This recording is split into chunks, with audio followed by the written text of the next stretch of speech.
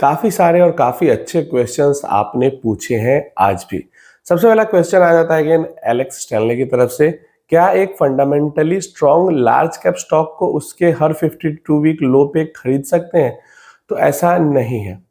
आपको जब भी कोई स्टॉक गिरता हुआ दिखे तो आपको, अगर वो अच्छा भी है, कंपनी अच्छी है और फिर भी गिर रही है लगातार, तो कोई ना कोई रीजन जरूर है जिसके कारण वो 52 वीक लो बार बार हिट कर रही है। क्लियर है?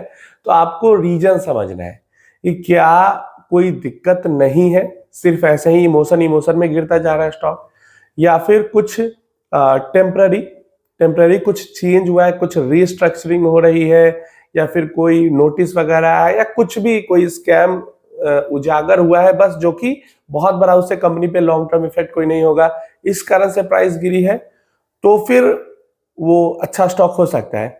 लेकिन अगर ऐसा कुछ है कि ऐसा स्कैम निकल के आया है जिसका लॉन्ग टर्म इफेक्ट कंपनी पे होने वाला है, या फिर कंपनी ही कुछ ऐसा काम करती है ऐसा जिसका आगे कुछ ग्रोथ पॉसिबल नहीं है, क्लियर है, तो इस सब टाइप की कोई दिक्कत है, या कंपनी की मैनेजमेंट अच्छी नहीं है, कुछ भी रीजन हो, ऐसा कोई रीजन हो जिसका कंपनी पे लॉन्ग टर्म असर रहने वाला है, तो फिर उस कंपनी से दूर रहना चाहिए। तो सिर्फ प्राइस को देख के एक्साइटेड मत होना। पास्ट में कई सारे एग्जांपल है हमारे पास। अगर नॉर्मल भी कंपनी की हम बात करते हैं, आईटीसी जैसी कंपनी जो सालों सालों तक पड़ी रहती है, कोल इंडिया जैसी कंपनी, सब कुछ बहुत बढ़िया है, लेकिन कोयला का फ्यूचर क्या है, इस कारण वो बैठी रहती है। अभी पीएसयू की रैली के कारण, इमोशन के कारण वो चढ़ गई। इसके अलावा यस बैंक जैसे स्टॉक, वोडाफोन आइडिया जैसे स्टॉक, इसके अलावा सत्यम वगैरह जैसे स्टॉक, काफी स्टॉक है जो कि निफ्टी 50 में होते हुए भी खत्म हो गए हैं। तो इस कारण से लार्ज कैप है, इसका मतलब 100% सेफ है, ये जरूरी नहीं है। और बार बार 52 वीक लो हिट कर रहा है, इसका मतलब ये नहीं है कि वो अंडर वैल्यूड हो गई तो खरीद ही लेते हैं, लार्ज कैप है ऊपर तो चली ही जाएगी, ऐसा नहीं है। यस बैंक, खासकर यस बैंक जो स्टॉक है उसके अंदर खासकर लोगों ने ये गलती की है कि जैसे जैसे गिरता गया वैसे वैसे लोग और खरीदते गए, और एक समय आया कि बस एक बार जब भांडा फूटा, स्कैम जब उजागर हुआ, तो सिंगल डिजिट में स्टॉक चला गया। तो इसलिए बिल्कुल भी सिर्फ प्राइस को देख के एक्साइटेड नहीं होना है। नेक्स्ट जो क्वेश्चन है, नाम नहीं है, वो नंबर है सिर्फ लिखा हुआ, पढ़ने से कोई फायदा नहीं। डिफेंस फंड में एसआईपी चल रही है 8 महीने से, अभी सब कुछ डाउन चल रहा है, but I can continue it for 2-3 years. आप बताओ क्विट कर दूं या टिका रहूं? देखिए, यहाँ पे 2 स्ट्रेटजी आप फॉलो कर सकते हैं।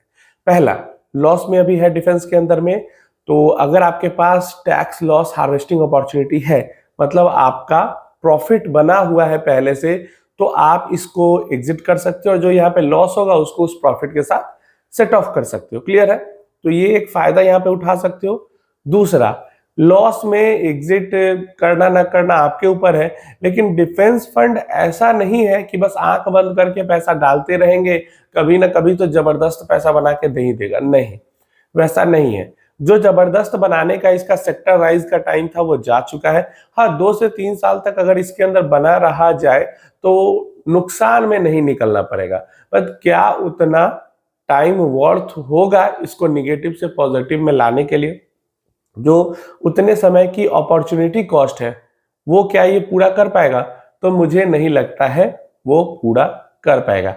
और फ्यूचर में जो इसके रिटर्न्स है वो भी नॉर्मलाइज हो जाएंगे और अंडर 20% आ जाएंगे। तो डिफेंस में अब कोई बहुत बड़ी अपॉर्चुनिटी यहाँ पे बची हुई नहीं है, क्योंकि सब लोगों को पता है। और इसके साथ जो इमोशन एक तरीके से जुड़ा था कि defence defence defence, rally rally rally, वो भी अब एक तरीके से जो एक बबल टाइप का बन चुका था वो फूट चुका है। तो सबसे बढ़िया तो यही होगा कि किसी और इसको बुक करो, किसी और प्रॉफिट के साथ ये सेट ऑफ हो जाएगा जब इनकम टैक्स फाइलिंग होगी उस टाइम पे, और इस पैसे को दूसरे किसी अच्छे फंड में इन्वेस्ट कर दिया जाए। ये जरूर ध्यान रखना कि अगर 2-3 साल तक रुकना है तो ये वापस ऊपर आएगा जरूर, फिर उस टाइम पे पछताना नहीं कि ऊपर क्यों आ गया।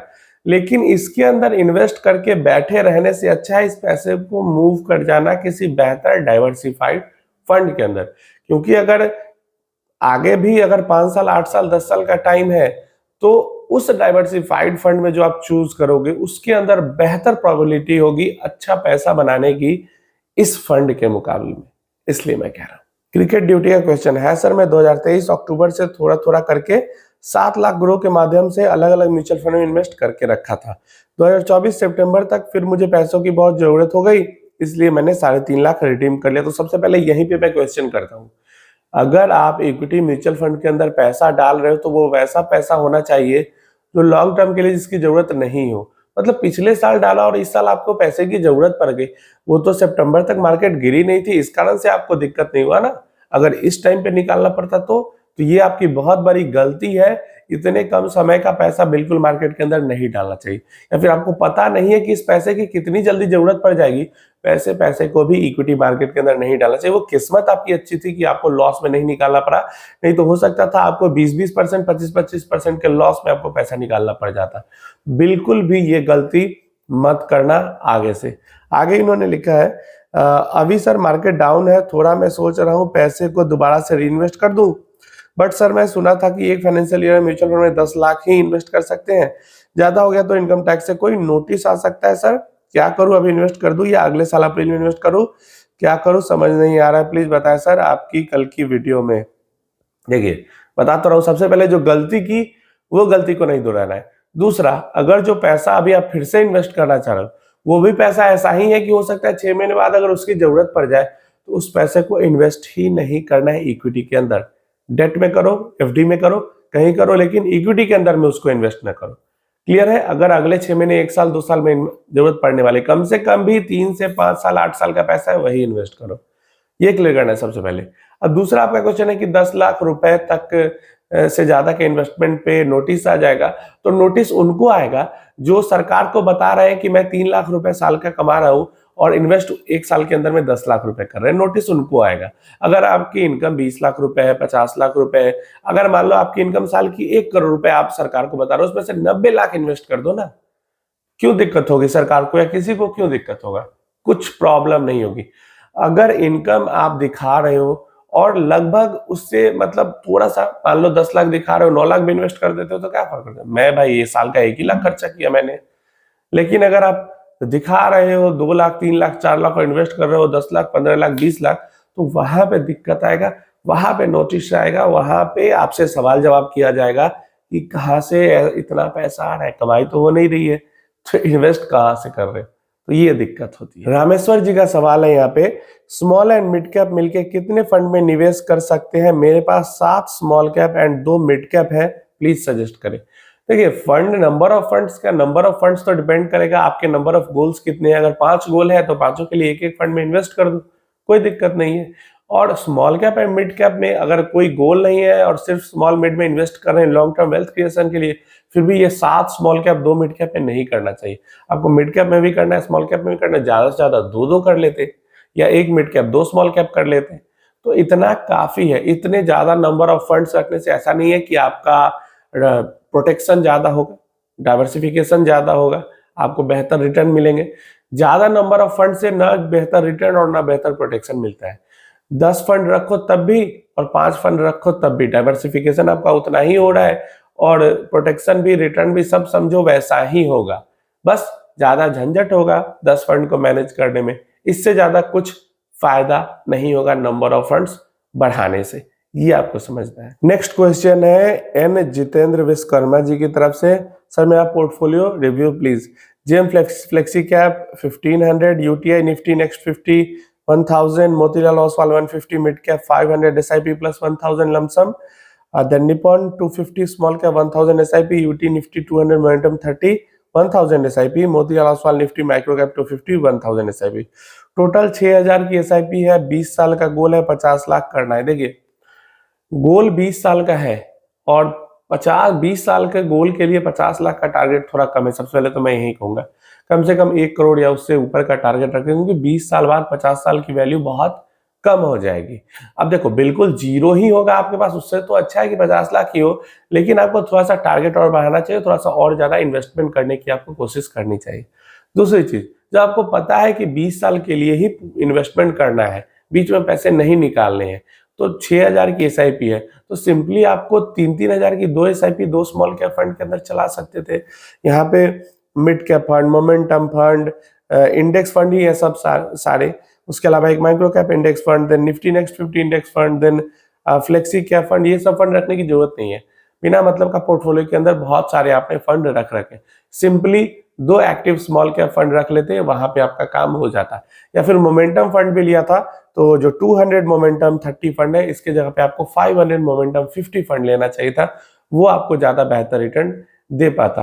क्लियर है? अगर मोमेंटम फंड के अंदर करना है तो निपॉन का या फिर मोतीलाल का आई थिंक है जो निफ्टी 500 मोमेंटम 50 फंड है, उसको चूज करें। उसके साथ एक small cap, active small cap को पेयर कर ले और बस 2 फंड के अंदर 3-3 हजार की एसआईपी करें। इसके अलावा जब बढ़ेगी एसआईपी, अभी 6,000 कर रहे हैं, जब 10,000 करेंगे या 15,000 करेंगे तो आप फंड्स बढ़ाएं। अभी इतने कम एसआईपी के लिए बहुत ज्यादा फंड के अंदर इन्वेस्टमेंट ना करें, क्योंकि फिर आपको एक तो एसआईपी का नंबर भी कम है, और दूसरा जब थोड़ा थोड़ा पैसा आपको फंड्स में दिखेगा ना, तो मोटिवेट भी आप उतना नहीं होगा, मोटिवेशन भी आपका डाउन हो जाएगा। 2 फंड रहेंगे, ज्यादा इन्वेस्टमेंट जाएगी, ज्यादा पैसा दिखेगा, तो आपको मोटिवेशन भी ज्यादा मिलेगा। तो इसलिए 2 फंड के साथ आप यहाँ से आगे बढ़े, आगे चल के ज्यादा इनकम होगी, ज्यादा इन्वेस्टमेंट करेंगे, फिर नंबर ऑफ फंड्स ऐड करें। अभिषेक जी पूछ रहे हैं सर माइक्रो कैप आज कितना % गिरा, वो 2 बजे से पहले कैसे पता करें? देखिए, आपको सिर्फ गूगल पे जाना है और लिखना है NSE लाइव इंडाइसेस या निफ्टी लाइव इंडाइसेस। वहां पे दूसरा, पहले तो आपको निफ्टी 50 का वहां पे चार्ट दिख जाएगा, जब रिजल्ट आएगा तो उसके नीचे एक रिजल्ट दिखेगा और उसके नीचे एक रिजल्ट दिखेगा। तीसरे नंबर पे जहां पे आपको लिखे रहेगा लाइव इंडाइसेस, या फिर दूसरे नंबर पे भी कभी दिख जाएगा लाइव इंडाइसेस, बस उस पर क्लिक करें और निफ्टी 50 की ये जो डाइवर्सिफाइड इंडेक्स वाली जितनी भी इंडाइसेस हैं, Nifty 50, Nifty 100, Nifty next 50, Nifty mid cap 150, Nifty mid cap 50, Nifty mid cap 100, Nifty small cap 250, micro cap 250, जितने भी सारे इंडाइसेस हैं वो सब की लाइव प्राइसेस, परसेंटेज में कितना ऊपर नीचे हुआ है, वो सब कुछ आपको दिख जाएगा।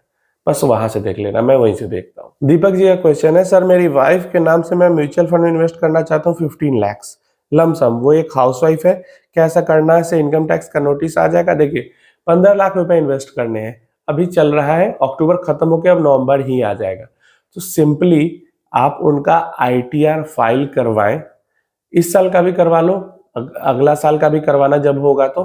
क्लियर है? मतलब इस साल जो अभी जो मार्च आएगा उसका जो अप्रैल आएगा तो वहां पे ITR फाइल करवाना। क्लियर है? तो अभी क्या करो आप कि 7.5 लाख आराम से म्यूचुअल फंड में इन्वेस्ट कर दो उनके नाम पे, और अगले साल ITR जब फाइल होगा तो साढ़े ही 7 लाख या 8 लाख या 8.5 लाख का आराम से उनका इनकम दिखा देना। क्लियर है? कुछ भी इनकम का सोर्स दिखा के इनकम दिखा देना, एंड नेक्स्ट जैसे ही मार्च का अप्रैल आएगा बाकी का 7.5 लाख करके, और वहां पे भी आप उनका जब अगले साल होगा तो मतलब कम से कम ITR उनका फाइल करवाते आप रहो, सरकार को बताते रहो कि हाँ हाउसवाइफ भी है लेकिन उनका इनकम का सोर्स भी है, उनके पास पैसा आ रहा है।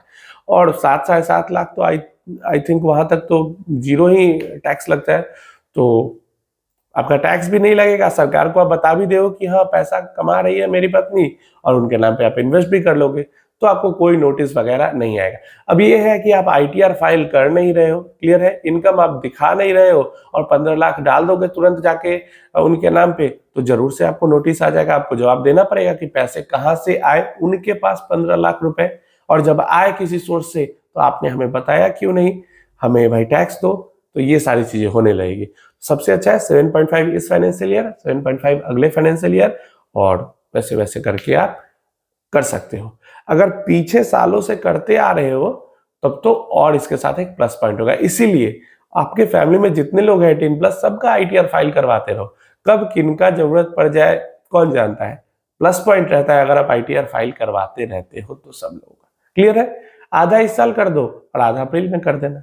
ये आज के सारे क्वेश्चंस थे। आपका भी कोई क्वेश्चन है तो नीचे कमेंट बॉक्स में बता देना, आपकी क्या राय है सारे इन क्वेश्चंस पे, वो भी नीचे कमेंट बॉक्स में बता देना। मैं ट्राई करता हूँ ज्यादा से ज्यादा क्वेश्चंस का को क्लियर करने का अपने वीडियोस में। वीडियो ज्यादा लंबी हो जाती है तो कभी कुछ क्वेश्चंस छूट भी जाते हैं, पर डेफिनेटली उसको नेक्स्ट वीडियो में क्लियर किया जाता है, तो पूछ लेना अगर कोई क्वेश्चन हो तो।